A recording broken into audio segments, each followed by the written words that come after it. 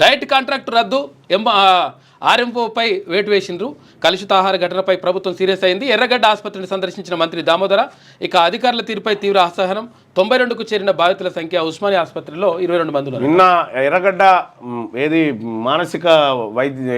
మానసిక వికలాంగులు ఉన్నారు కదా, వాళ్ళ ఆసుపత్రిలో ఫుడ్ పాయిజన్ జరిగి 92 మంది బాధితులు మంచాన పడ్డరట. దానిపైన వెంటనే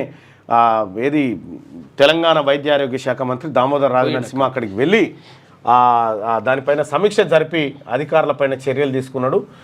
డైట్ కాంట్రాక్టర్ ఎవరైతే ఉందో ఆయనని అక్కడి నుంచి తప్పించినట్టుగా తెలుస్తూ ఉంది. ఇదే